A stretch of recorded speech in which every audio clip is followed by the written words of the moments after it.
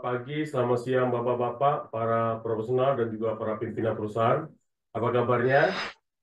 Baik, terima kasih. Semoga Bapak-Bapak dalam keadaan sehat. Sebelum kita mendengarkan firman, marilah kita berdoa.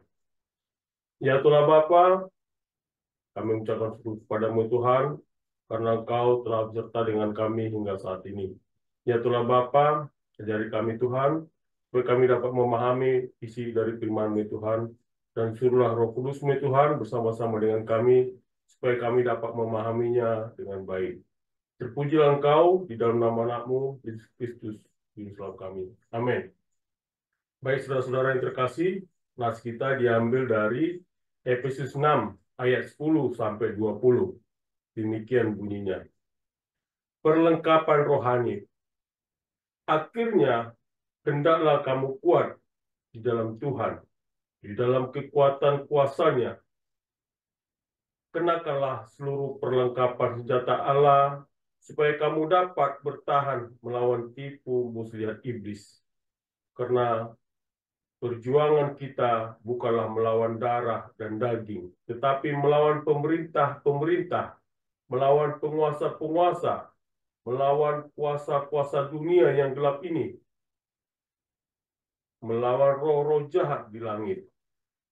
Sebab itu, ambillah seluruh perlengkapan senjata Allah, supaya kamu dapat mengadakan perlawanan pada hari yang jahat itu, dan tetap berdiri sesudah kamu menyelesaikan segala sesuatu. Jadi berdirilah tegap, berikat pinggangkan kebenaran, dan berbaju jirahkan keadilan. Kakimu berkasutkan kerelaan untuk memberitakan Injil damai sejahtera dalam segala keadaan.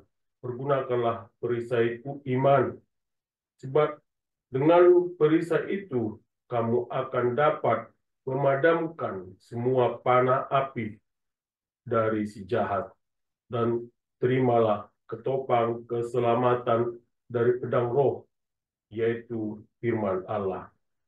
Dengan segala doa dan permohonan, berdoalah setiap waktu di dalam roh, dan berjaga-jagalah di dalam doamu itu, dengan permohonan yang tak putus-putusnya untuk semua orang kudus.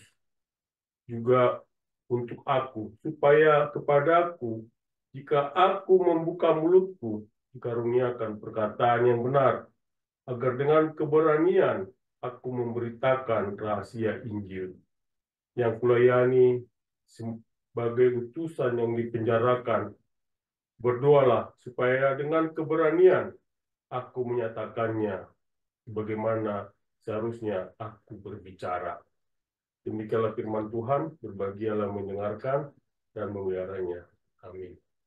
Saudara-saudara yang terkasih dalam nama Tuhan Yesus, tentu ketika kita mendengarkan firman ini, bagaimana kita kuat sebagai para profesional dan juga selalu meminta perlengkapan rohani. Nah, di sini apakah Bapak-bapak sebagai profesional maupun sebagai pimpinan perusahaan dalam menjalankan kepemimpinannya adalah seorang pemimpin yang kuat dalam Tuhan dan selalu menggunakan senjata rohani?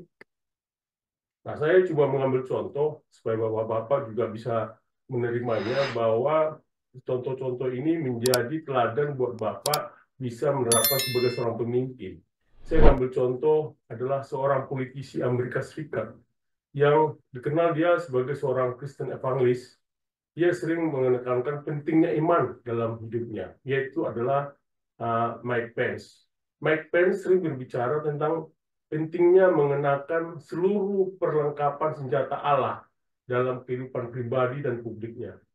Dia percaya bahwa pemimpin yang sukses harus bergantung pada kekuatan Tuhan dan menggunakan doa sebagai alat utama dalam menghadapi tantangan politik dan sosial.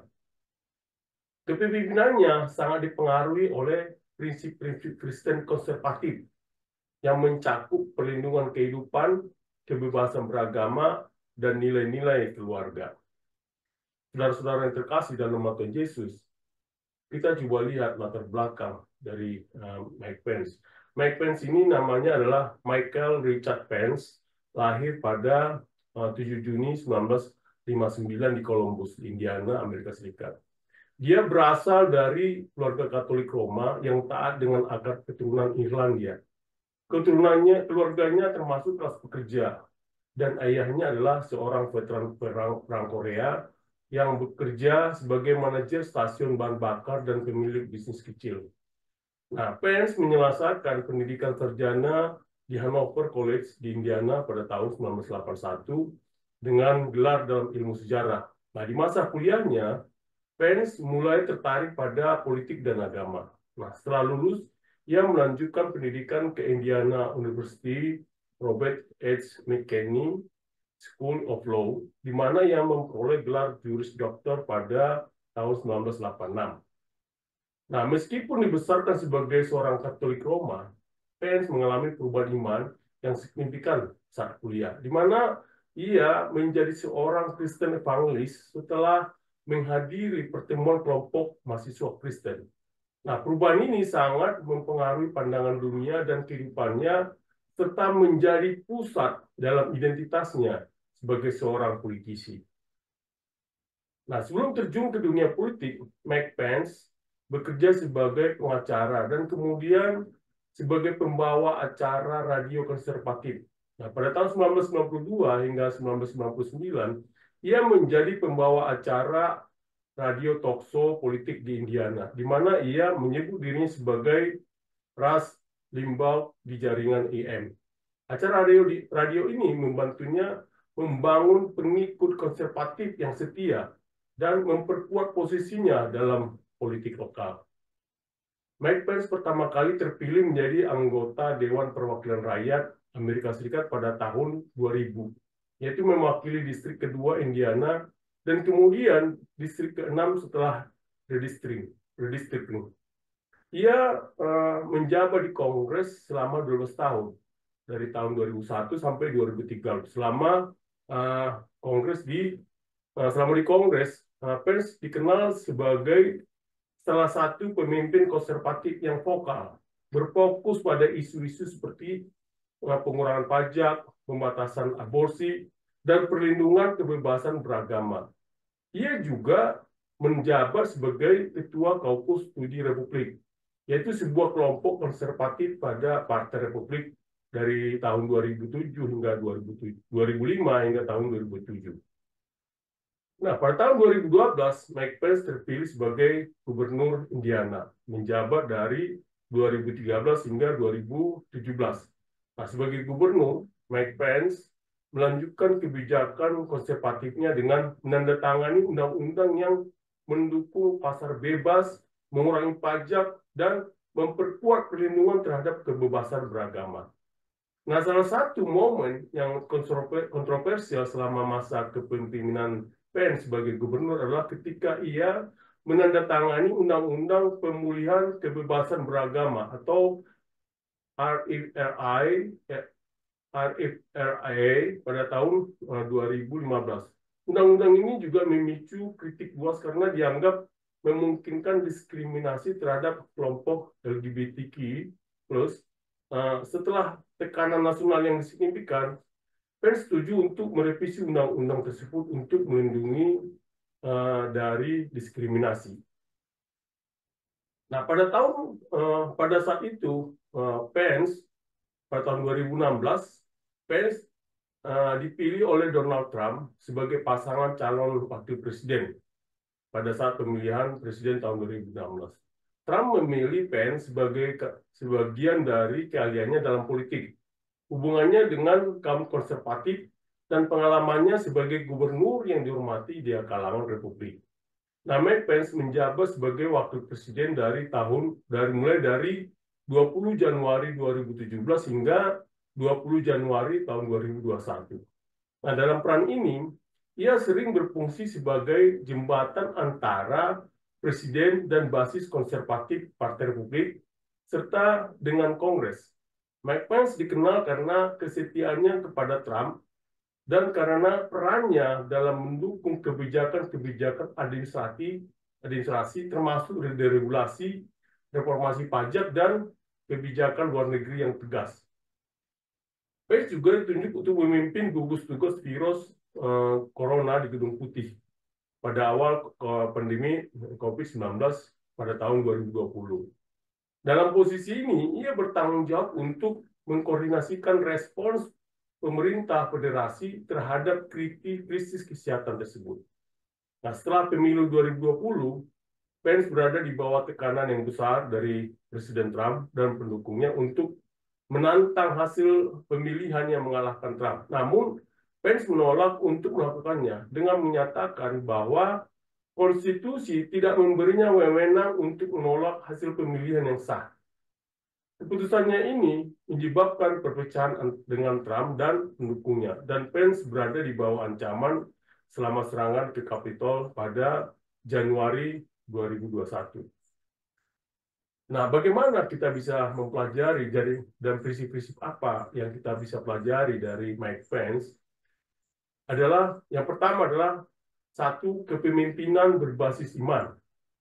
Mike Pence sering menekankan pentingnya iman, yaitu iman Kristen dalam kehidupannya, baik secara pribadi maupun dalam perannya sebagai pemimpin. Dia percaya bahwa seorang pemimpin yang kuat harus bergantung pada Tuhan untuk mendapatkan hikmat, kekuatan, dan bimbingan dalam pengambilan keputusan. Pence pernah berkata, "I'm a Christian, a conservative, and a Republican in the other." Menunjukkan bahwa iman adalah fondasi utama dalam kehidupannya. Mike Pence percaya bahwa doa adalah elemen penting dalam kepemimpinannya. Dia sering berbicara tentang pentingnya berdoa untuk bimbingan Tuhan dalam menghadapi tantangan, baik pribadi maupun dalam kepemimpinan nasional. Doa baginya adalah cara untuk terhubung dengan Tuhan dan mencari petunjuk dalam membuat keputusan yang bijaksana. Prinsip kedua yang kita pelajari adalah nilai-nilai keluarga. Mike Pence sangat menekankan pentingnya keluarga dalam masyarakat. Dia percaya bahwa keluarga adalah unit dasar dari masyarakat yang sehat. Dan kepemimpinan yang baik harus mendukung dan melindungi nilai-nilai keluarga. Pence terkenal karena prinsipnya untuk tidak makan malam atau menghabiskan waktu sendirian dengan seorang wanita yang bukan istrinya, yang mencerminkan komitmennya pada integritas keluarga dan pernikahan. Nah, ini adalah salah satu ajaran Pence yang sangat kuat adalah tentang perlindungan kehidupan sejak konsepsi hingga kematian alami.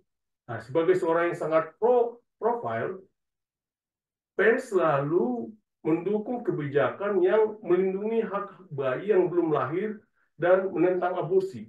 Ini didasarkan pada keyakinannya bahwa setiap kehidupan adalah suci dan diberikan oleh Tuhan. Prinsip ketiga yang kita pelajari adalah kebebasan beragama. Pence sering menekankan bahwa kebebasan beragama adalah salah satu hak fundamental yang harus dilindungi di Amerika Serikat. Dia percaya bahwa setiap individu memiliki hak untuk menjalankan keyakinan agamanya tanpa takut akan diskriminasi atau penindasan. Pence berpendapat bahwa kebebasan beragama bukan hanya kebebasan untuk beribadah, tapi juga kebebasan untuk menghidupi iman dalam setiap aspek kehidupan. Nah, selama menjabat sebagai gubernur Indiana, Pence menandatangani Undang-Undang Pemulihan Kebebasan Beragama yang bertujuan untuk melindungi kebebasan individu dalam beragama. Meskipun undang-undang ini kontroversial dan dikritik karena dianggap bisa membuka pintu bagi diskriminasi terhadap kelompok LGBTQ+ bagi Pence. Nah, undang-undang ini adalah cara untuk memastikan bahwa orang-orang dapat menjalankan iman mereka tanpa campur tangan dengan pemerintah. Nah, prinsip keempat yang kita pelajari dari kepemimpinannya adalah konservatisme politik dan moral. Nah, Mike Pence dikenal sebagai seorang konservatif yang teguh, yang selalu menganut prinsip-prinsip seperti pasar bebas, pemerintah yang terbatas, dan perlindungan kehidupan. Dia percaya bahwa pemerintah harus berperan kecil dalam kehidupan sehari-hari warganya. Dan bahwa kebebasan individu dan tanggung jawab pribadi adalah kunci untuk keberhasilan nasional. Mike Pence adalah salah satu politisi yang paling vokal dalam menentang aborsi. Nah, sebagai wakil presiden, ia mendorong kebijakan-kebijakan yang membatasi aborsi dan mendukung organisasi-organisasi yang bekerja untuk menyelamatkan kehidupan bayi yang belum lahir. Dia berpegang pada prinsip bahwa hak untuk hidup adalah hak dasar yang harus dilindungi oleh pemerintah. Nah, prinsip kelima adalah prinsip hukum dan ketertiban. Nah, Mike Pence percaya bahwa penegakan hukum dan keterlibatan adalah fondasi bagi masyarakat yang aman dan stabil. Dia sering mendukung kebijakan yang memberikan otoritas lebih besar kepada penegak hukum dan mendorong penegakan hukum yang tegas sebagai cara untuk melindungi warga negara. Pence juga dikenal karena penghormatan yang mendalam terhadap konstitusi Amerika Serikat.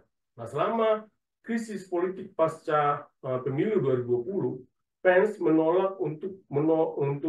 menolak hasil pemilihan yang sah. Meskipun berada di bawah tekanan besar dari Presiden Trump dan pendukungnya, dia menegaskan bahwa konstitusi tidak memberinya kewenangan untuk membatalkan hasil pemilu. Dan keputusan ini dipuji oleh banyak pihak sebagai tindakan yang mempertahankan prinsip-prinsip demokrasi. Saudara-saudara yang terkasih dalam nama Tuhan Yesus, tentu dalam kepemimpinannya banyak hal yang dia pelajari dari nats yang dia pegangannya, yaitu adalah salah satunya adalah 2 Tawarik 7 ayat 14 mengatakan demikian. Dan umatku yang di atasnya namaku disebut merendahkan diri, berdoa dan mencari wajahku, lalu berbalik dari jalan-jalannya yang jahat, maka aku akan mendengar dari surga dan mengampuni dosa mereka, serta memulihkan negeri mereka. Nah, di sini Pence telah menggunakan ayat ini dalam berbagai pidato, terutama dalam konteks doa nasional dan refleksi pada kebutuhan untuk pembaruan spiritual di Amerika Serikat. Dia percaya bahwa dengan merendahkan diri di hadapan Tuhan dan berdoa, bangsa bisa mengalami pemulihan dan diberkati oleh Tuhan. Juga dia mengutip Mazmur 91 ayat 2 mengatakan demikian. Aku berkata kepada Tuhan, tempat perlindunganku dan kubu pertahananku, Allahku yang kupercayai. Nah, Mike Pence mengacu pada ayat ini untuk menekankan pentingnya iman dan perlindungan Tuhan dalam kehidupan dan kepemimpinannya. Dia percaya bahwa Tuhan adalah sumber kekuatan dan perlindungan bagi mereka yang mengandalkannya, terutama dalam masa-masa sulit. Juga dia mengambil di Efesus 6 ayat 10 sampai 18 mengatakan demikian. Akhirnya, hendaklah kamu kuat di dalam Tuhan, di dalam kekuatan kuasa-Nya. Kenakanlah seluruh perlengkapan senjata Allah, supaya kamu dapat bertahan melawan tipu muslihat iblis. Nah, di sini Mike Pence sering mengacu pada konsep perlengkapan senjata Allah, yaitu dari Efesus 6, sebagai inspirasi dalam menghadapi tantangan dan tekanan. Dia melihat ini sebagai ajakan untuk mengandalkan kekuatan Tuhan dan perlengkapan rohani dalam menjalani kepemimpinan, terutama dalam situasi politik atau tantangan moral. Juga dia mengutip di Roma 8 ayat 28 mengatakan demikian. Kita tahu sekarang bahwa Allah turut bekerja dalam segala sesuatu untuk mendatangkan kebaikan bagi mereka yang mengasihi Dia, yaitu bagi mereka yang terpanggil sesuai dengan rencana Allah. Mike Pence menggunakan ayat ini untuk menekankan keyakinannya bahwa semua hal baik dan buruk dapat digunakan oleh Tuhan untuk kebaikan. Nah, dalam kepemimpinannya, Mike Pence sering menyampaikan bahwa dengan percaya pada Tuhan, bahkan keadaan yang tampaknya negatif dapat berkontribusi pada tujuan yang lebih besar. Saudara-saudara yang terkasih dalam nama Tuhan Yesus, setelah kita mempelajari tadi bagaimana kehidupan Mike Pence selalu menggunakan mengandalkan kekuatan Tuhan dan sebagai Tuhan, sebagai perisainya. Nah, kita bisa melihat back lagi bagaimana sih kita Efesus 6 ayat 10 sampai 20 ini. Nah, kita bisa melihat bahwa Efesus 6 ayat 10 sampai 20 ini adalah ajakan Paulus untuk mengenakan seluruh perlengkapan senjata Allah. Itu adalah bagian penting dari suratnya kepada jemaat di Efesus. Nah, bagian ini tidak hanya menawarkan panduan praktis untuk hidup sebagai orang Kristen, tapi juga mencerminkan pengaruh yang dalam dari pengalaman hidup Paulus, perkembangan teologi, dan konteks sejarah di mana ia menulis. Dengan mengembangkan wawasan, menggabungkan wawasan dan beberapa karya akademik utama, kita dapat memperoleh pemahaman. Yaitu pertama adalah mengenai konteks kehidupan dan karya Paulus.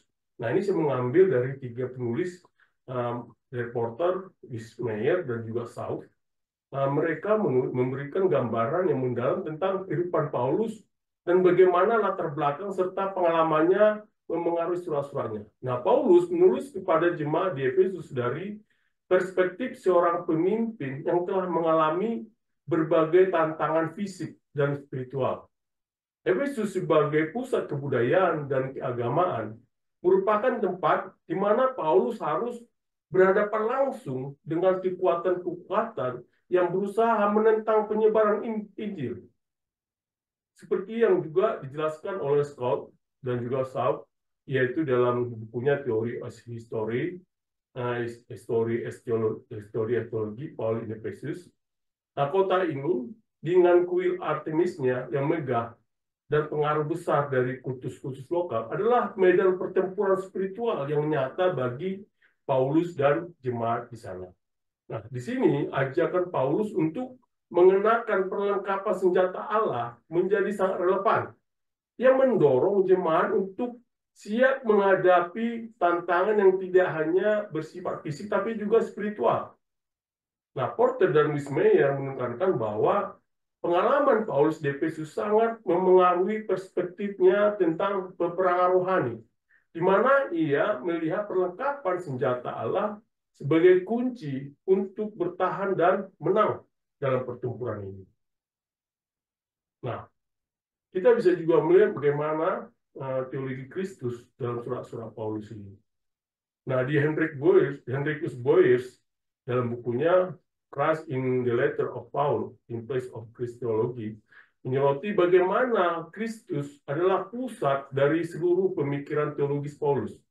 Nah, kalau kita pelajari di Efesus 6 ayat 10 sampai 20 ini adalah ajakan untuk mengenakan perlengkapan senjata Allah tidak dapat dipisahkan dari identitas orang Kristen sebagai mereka yang hidup dalam Kristus.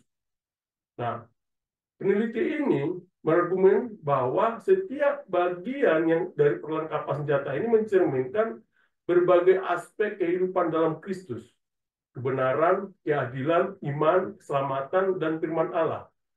Dan semua ini bukan hanya alat pertahanan, tetapi juga ekspresi dari kehidupan baru yang telah diberikan Kristus kepada umatnya. Nah, Paulus dengan demikian mengajak jemaat di Efesus untuk menjalani hidup mereka dalam kekuatan dan perlindungan yang berasal dari hubungan mereka dengan Kristus. Nah, kita juga mempelajari perkembangan dan pengaruh teologi Paulus yang kedua ini. Kita bisa lihat dalam bukunya Michael F.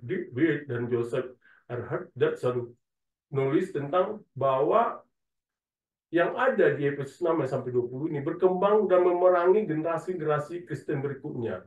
Nah, pada abad kedua, konsep peperangan rohani dan perlengkapan senjata Allah menjadi simbol perlawanan spiritual yang tidak hanya relevan bagi jemaat di Efesus, tapi juga bagi seluruh komunitas Kristen yang menghadapi tantangan dari luar maupun dari dalam gereja. Wirt dan Dodson menunjukkan bahwa ajaran Paulus tentang perlengkapan senjata Allah membantu memperkuat identitas Kristen dan mengajak mereka untuk bersatu dalam iman untuk menghadapi tantangan zaman mereka. Nah, saudara-saudara yang terkasih dalam nama Tuhan Yesus, bahwa apa yang kita pelajari di sini adalah mengenai perlengkapan senjata Allah. Nah, Paulus menggunakan metafora militer untuk menggambarkan perlindungan dan persenjataan rohani yang dibutuhkan orang Kristen. Karena pada saat itu Paulus sebelum bertobat adalah seorang militer. Jadi dia membuat nulis ini dengan metafora militer, yaitu sabuk kebenaran, yaitu dia 14. Baju jirah keadilan, itu juga dia 14. Dan dia 15, kasut keran untuk memberitakan Injil damai sejahtera. Dan juga perisai iman, dia 16. Dan juga dia 17, ketopang keselamatan. Dan dia 17 juga pedang roh, yaitu firman Allah. Nah, ini adalah Paulus menekankan bahwa perjuangan yang dihadapi oleh orang Kristen bukan melawan manusia, tapi melawan kuasa-kuasa rohani yang jahat, yang disebutnya sebagai penguasa-penguasa, pemerintah-pemerintah, dan roh-roh jahat di udara. Nah, sebelum menggambarkan perintah rohani, Paulus memulai dengan nasihat, akhirnya hendaklah kamu kuat dalam Tuhan, di dalam kekuasaannya. Nah, ini di ayat 10, yaitu menekankan bahwa kekuatan orang Kristen berasal dari hubungan mereka dengan Tuhan, bukan dari diri mereka sendiri. Lalu sebagai seorang profesional, apa yang kita bisa pelajari di sini adalah pemahaman tentang tantangan yang kompleks. Nah, bapak-bapak sebagai profesional maupun seorang pimpinan seringkali menghadapi tantangan yang tidak hanya bersifat teknis atau operasional, tapi juga melibatkan dinamika yang lebih kompleks seperti etika, moral, dan konflik kepentingan. Seperti yang digambarkan dalam Efesus, tantangan ini bisa dipahami sebagai pertempuran melawan prinsip-prinsip yang tidak selalu kasat mata, seperti budaya perusahaan yang merusak atau tekanan eksternal yang menantang integritas.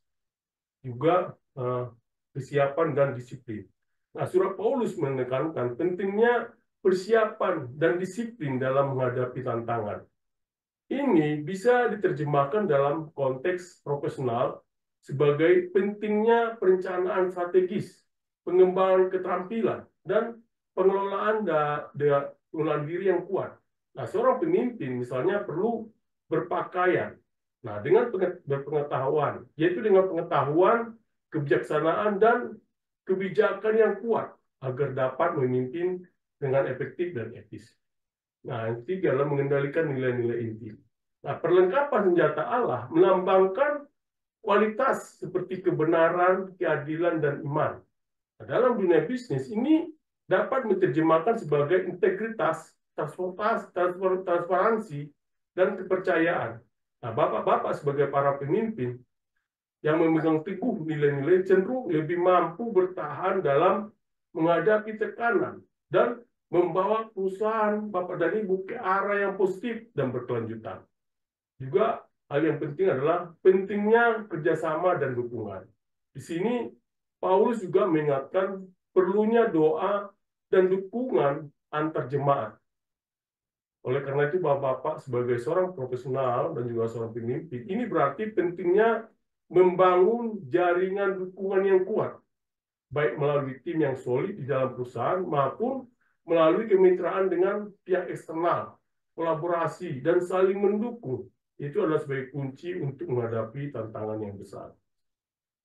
Lalu Bapak-bapak sebagai profesional, apa-apa yang kita bisa pelajari di sini adalah Bapak-bapak sebagai seorang pemimpin yang tertulis di Efesus 6 ayat 10-20, yaitu adalah seorang pemimpin yang kuat dalam Tuhan dan menggunakan senjata rohani, yaitu adalah kekuatan dalam Tuhan dan menggunakan senjata rohani. Nah, kita bisa pelajari di kekuatan dalam Tuhan, yaitu kita bisa pelajari di Efesus 6 ayat 10, mengatakan demikian. Akhirnya, hendaklah kamu kuat di dalam Tuhan, di dalam kekuatan kuasanya. Nah, di sini di Efesus 6 ayat 10 merupakan bagian dari penutup surat Efesus, di mana Paulus berbicara kepada jemaat di Efesus tentang berbagai aspek kehidupan Kristen. Nah, pada pasal 6 ini secara khusus menyoroti bagaimana orang percaya harus siap untuk menghadapi pertarungan spiritual yang tak terelakkan dalam hidup mereka. Nah, ayat 10 ini memulai perikop yang sering disebut sebagai perlengkapan senjata Allah, yang berlanjut hingga di ayat 20. Juga makna hendaklah kamu kuat. Nah, di sini hendaklah kamu kuat dalam bahasa Yunani adalah endinamoste, yang merupakan kata kerja dalam bentuk imperatif, menandakan suatu perintah yang harus dilakukan. Ini bukan sekedar anjuran, tapi perintah untuk menerima kekuatan yang berasal dari Allah.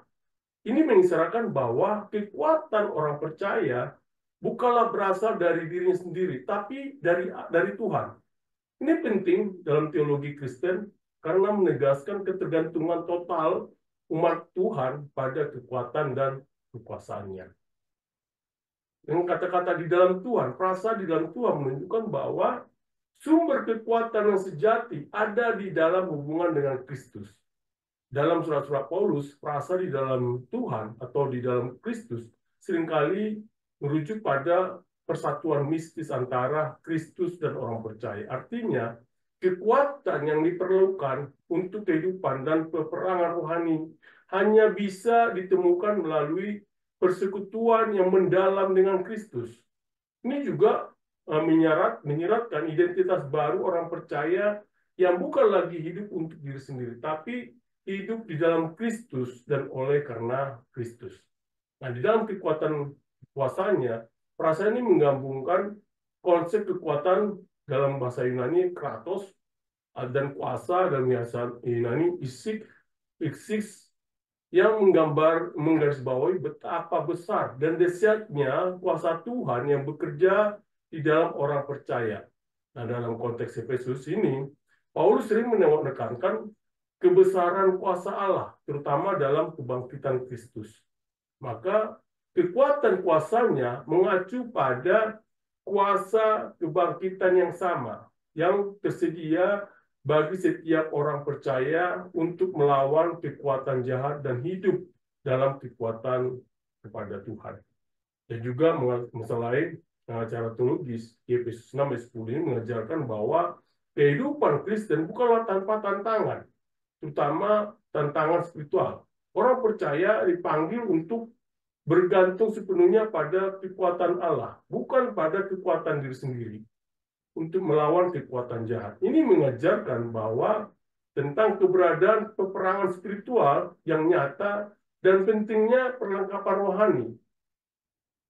Nah, keseluruhan pasal ini mengingatkan bahwa kemenangan dalam kehidupan Kristen hanya bisa diraih melalui kekuatan Tuhan dan melalui persekutuan yang erat dengan Kristus. Saudara-saudara yang terkasih dalam nama Tuhan Yesus, kita bisa melihat bahwa di sini ditulis bahwa hendaklah, kita bisa melihat di sini bagaimana aplikasinya di dalam profesional. Kita bisa lihat bahwa hendaklah kamu kuat dalam Tuhan. Di sini sebagai seorang pemimpin atau seorang profesional, tantangan besar dan keputusan sulit adalah bagian dari keseharian. Ayat ini mengingatkan bahwa Bapak dan Ibu, meskipun keterampilan, pengalaman sangat penting, kekuatan sejati untuk menghadapi tantangan terbesar berasal dari hubungan Bapak dan Ibu dengan Tuhan. Mengandalkan Tuhan berarti mencari bimbingannya dalam doa, refleksi spiritual, dan dengan menjaga integritas dalam hidup tindakannya.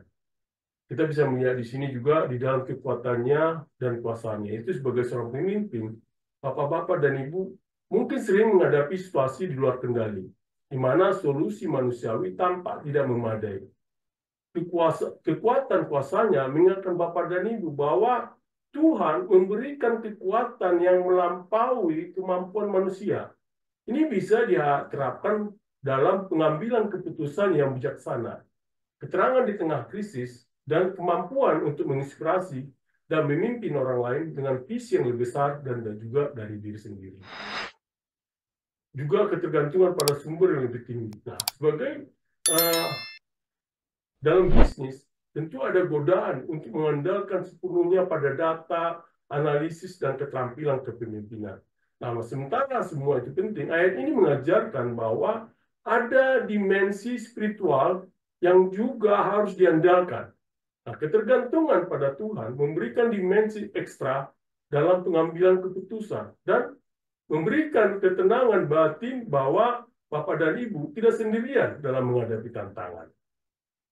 Oleh karena itu, saudara-saudara yang terkasih dalam nama Tuhan Yesus, apa yang kita pelajari di sini yaitu adalah mengenai kekuatan dalam Tuhan.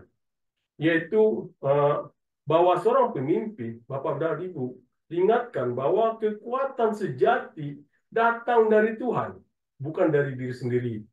Kekuatan yang dibutuhkan untuk menghadapi tantangan, membuat keputusan, dan memimpin orang lain dengan integritas, dan harus bersumber dari hubungan yang erat dengan Tuhan. Dan yang kedua adalah persekutuan yang mengendalikan yang mendalam dengan Tuhan. Nah, Bapak-bapak di sini bahwa untuk seorang profesional, Bapak dan Ibu, penting untuk menjaga hubungan pribadi yang erat dengan Tuhan. Ini berarti melibatkan Tuhan dalam setiap aspek kehidupan kerja, dari pengambilan keputusan hingga berinteraksi dengan orang lain. Juga ketergantungan pada kuasa Allah. Nah, Bapak dan Ibu, ketergantungan pada kuasa Allah berarti seorang pemimpin harus rendah hati, menyadari bahwa keberhasilan sejati tidak datang dari kemampuan manusiawi, tapi dari Allah yang memberi kekuatan dan hikmat. Ini juga mengingatkan bahwa semua pencapaian adalah karena anugerah Tuhan. Juga kita di sini pelajari adalah peperangan rohani dalam dunia profesional. Nah, seorang pemimpin Kristen harus sadar akan realitas peperangan rohani yang juga terjadi di lingkungan kerja. Integritas, etika, dan keputusan yang diambil bisa menjadi medan pertempuran antara nilai-nilai duniawi dan prinsip-prinsip Kristiani. Juga kita pelajari di sini adalah aplikasi praktis untuk para pemimpin, yaitu bahwa Bapak sebagai pemimpin Kristen diharapkan menerapkan prinsip-prinsip dengan cara yaitu adalah memulai hari dengan doa dan refleksi, yaitu mencari kekuatan dan hikmat dari Tuhan. Juga mengintegrasikan nilai-nilai Kristen dalam pengambilan keputusan, memastikan keadilan, integritas, dan kasih sayang dalam kepemimpinan. Juga mengandalkan Tuhan dalam setiap ketantangan, yaitu profesional, bukan hanya pada kemampuan pribadi atau strategi duniawi. Saudara-saudara yang terkasih dalam nama Tuhan Yesus, bahwa ayat-ayat kita bisa di sini yang kita bisa membagai dukungan dari kekuatan dari Tuhan, kita bisa buka di Mazmur 28 ayat 7, yaitu mengatakan, Tuhan adalah kekuatanku dan perisaiku, kepadanya hatiku percaya, aku tertolong, sebab itu beria-ria hatiku, dan dengan nyanyianku aku bersyukur kepadanya. Juga kita pelajari di Yohanes 15 ayat 5, akulah pokok anggur dan kamulah ranting-rantingnya. Barang siapa tinggal di dalam aku dan aku di dalam dia, ia berbuah banyak. Sebab di luar aku kamu tidak dapat berbuat apa-apa. Kita juga di sini lihat di sini bagi dukungan kita lah di 2 Korintus 12 ayat 9 mengatakan, tapi jawab Tuhan kepadaku, cukuplah kasih karuniaku bagimu, sebab justru dalam kelemahanlah kuasaku menjadi sempurna. Sebab itu terlebih suka aku bermegah atas kelemahanku, sebab kuasa Kristus turun menaungi aku. Saudara-saudara yang terkasih dalam nama Tuhan Yesus, kita bisa juga pelajari di sini bahwa langkah-langkah apa yang harus kita lakukan, yaitu adalah sebagai profesional. Pertama adalah andalkan kekuatan yang lebih tinggi. Pemimpin harus menyadari pentingnya ketergantungan pada kekuatan rohani dan moral. Kedua, perlengkapi diri dengan nilai-nilai etis, yaitu seperti perlengkapan perang. Pemimpin harus memperlengkapi diri dengan kebenaran, keadilan, dan nilai-nilai moral yang kuat. Juga ketiga, kesiapsiagaan dalam krisis. Bapak-bapak sebagai pemimpin harus siap dan teguh dalam menghadapi krisis dengan dasar yang kuat. Langkah keempat, integritas dalam setiap tindakan, yaitu kejujuran, keadilan, dan keberanian harus menjadi panduan utama. Dan yang kelima, kebiasaan berdoa dan refleksi. Doa dan mediasi menjadi alat penting untuk mendapatkan bimbingan dan ketenangan. Dan langkah keenam adalah keberanian dalam berbicara kebenaran. Seorang pemimpin harus berani dalam menegakkan kebenaran, bahkan di bawah tekanan. Saudara-saudara yang terkasih dalam nama Tuhan Yesus, kita bisa melihat di Efesus 6 ayat 10-20 ini, memberikan panduan rohani yang sangat relevan bagi bapak-bapak dan ibu sebagai seorang pemimpin maupun seorang profesional dalam menjalankan tugas, yaitu kekuatan, integritas, kesiapan, dan ketekunan dalam doa merupakan fondasi yang harus dimiliki untuk dapat memimpin dengan efektif dan bijaksana, yaitu dengan menerapkan prinsip-prinsip ini, bapak-bapak sebagai pemimpin tidak hanya dapat berhasil dalam bisnis, tapi juga membangun lingkungan kerja yang positif dan berlandaskan nilai-nilai spiritual yang kuat. Stay profesional. Amin. Mari kita berdoa. Ya Tuhan Bapa, terpujilah nama-Mu Tuhan, karena Engkau telah bersama kami pada hari ini Tuhan. Kami telah mendengarkan firman-Mu Tuhan. Ajari kami supaya kami dapat menerapkan firman-Mu ini Tuhan, agar Kau menjadi kekuatan bagi kami Tuhan. Ajari kami Tuhan dalam melakukan pemimpinan kami Tuhan, selalu mendasarkan dari Engkau ya Tuhan. Terpujilah nama-Mu, di dalam nama Anak-Mu, Kristus Yesus Tuhan kami. Amin.